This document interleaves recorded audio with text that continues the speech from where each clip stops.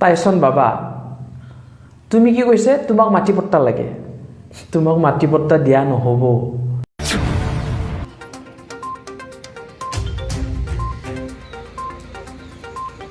আমি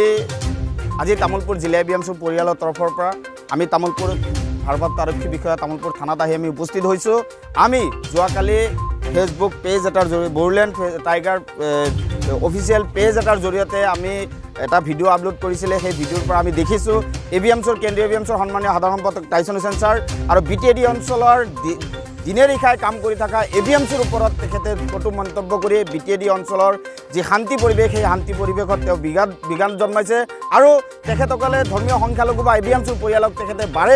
বাৰে তাৰমানে সেৱা প্ৰতিপন্ন কৰি ধৰ্মীয় সংখ্যালঘু ৰাইজক সেৱা প্ৰতিপন্ন কৰিছে এই কথাটো এইকাৰণে ক'ব পাৰি তেখেতে ভিডিঅ'টোত আপলোড কৰি কৈছে যে এই টাইসন হুছেইন ছাৰক তেখেতে বোলে বাংলাদেশলৈ পঠিয়াই দিব পাকিস্তানলৈ পঠিয়াই দিব এতিয়া আমাৰ প্ৰশ্ন হ'ল কি তেখেতে সেই বাংলাদেশৰ গৃহমন্ত্ৰী নে সেই বাংলাদেশ পাকিস্তানৰ গৃহমন্ত্ৰী নে সেই চোৰাংচোৱা সংস্থাৰ লগত সম্পৰ্ক আছে এইবিলাক কথা BTD অঞ্চলৰ ধৰ্মীয় সংখ্যালঘু ৰাইজ আৰু BOROৰ মাজত আমাৰ প্ৰশ্নৰ উদ্বিগ্ন হৈছে আৰু তেখেতে এটা কথা বাৰে কৈ থাকে আৰু কৈ আছে আমি এই ভিডিঅ'টো দেখিছোঁ তেখেতে উত্থাপন কৰিছে এই BTD অঞ্চলত BOROৰ কোনো ধৰণৰ প্ৰয়োজনীয়তা নাই বুলি তেখেতে আমাক সেৱা প্ৰতিপন্ন কৰিছে আমি আহ্বান কৰিছোঁ তেওঁ কি BOROৰ উপদেষ্টা নেকি তেওঁ কি আমাৰ সংখ্যালঘু ৰাইজৰ কি ত্ৰাণকৰ্তা নেকি তেওঁ BOROৰ লগত কিবা সম্পৰ্ক আছে নেকি নে কোনোবা এটা জাতিক সেৱা প্ৰতিপন্ন কৰাটো তেওঁ মানসিক দৃষ্টিগত কৰে নেকি এইবিলাক কথা কিন্তু বাৰে সেৱা প্ৰতিপন্ন কৰিছে সেয়েহে এই BTD অঞ্চলত আমি শান্তিৰে বসবাস কৰি আছোঁ আৰু শান্তিৰে আমি গণতান্ত্ৰিক পদ্ধতিৰে বিভিন্ন সময়ত কেন্দ্ৰীয় BOROৰ সন্মানীয় সভাপতি আশৰাফুল ইছলাম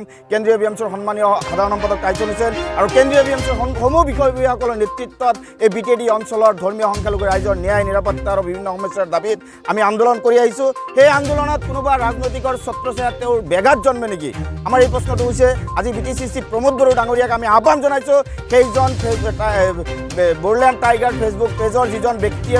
তেখেতে ভিডিঅ' আপলোড কৰিছে BTC প্ৰশাসনৰ দায়িত্বত থকা BTCC প্ৰমোদ বড়ো ডাঙৰীয়াক তেখেতৰ সাহস আছে নেকি সেইজন ব্যক্তিক গ্ৰেপ্তাৰ কৰি দৃষ্টান্তমূলক শাস্তিৰ ব্যৱস্থা কৰিব পাৰিব নেকি যদি কৰিব পাৰে তেখেতক আমি ধন্যবাদ জনাম আৰু যদি নোৱাৰে তেতিয়া বোলে BOROৰ পৰিয়ালৰ পৰা আমাৰ এটা প্ৰশ্ন উত্থাপন হয় সেইজন ব্যক্তি কোনোবা ৰাজনৈতিক ছত্ৰছায়াত তেখেতে বাৰে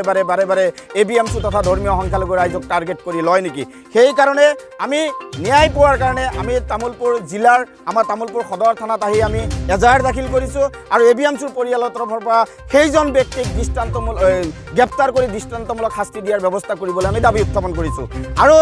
আপোনালোকৰ সংবাদ মাধ্যমৰ জৰিয়তে আমি আৰু এটা কথা দাবী উত্থাপন কৰিছোঁ তেখেতৰ পাকিস্তান বাংলাদেশ তেওঁৰ পিতৃৰ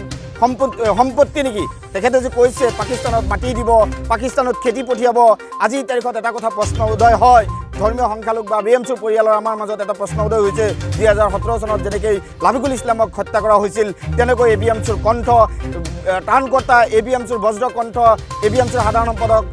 টাইসন হুছেইন ছাৰক তেখেতসকলে কেতিয়াবা তেনেকৈ টাৰ্গেট কৰি লোৱাৰ প্ৰশ্ন আমাৰ BORO আমাৰ তামুলপুৰ জিলা BORO আৰু ধৰ্মীয় সংখ্যালঘু ৰাইজৰ এটা বৃহৎ ডাঙৰ প্ৰশ্ন উত্থাপন হৈছে সেইকাৰণে আমি আজি তামুলপুৰ থানাৰ ভাৰপ্ৰাপ্ত আৰক্ষী বিষয়াক আমি এজাহাৰ দাখিল কৰিছোঁ সেই এজাহাৰৰ জৰিয়তে আমাৰ ন্যায় আমি পাম বুলি আমি সংবিধানক আমি সন্মান জনাই আজি সংবিধানৰ পদ্ধতি মতে সংবিধানৰ মতে আমি এজাহাৰ দাখিল কৰিছোঁ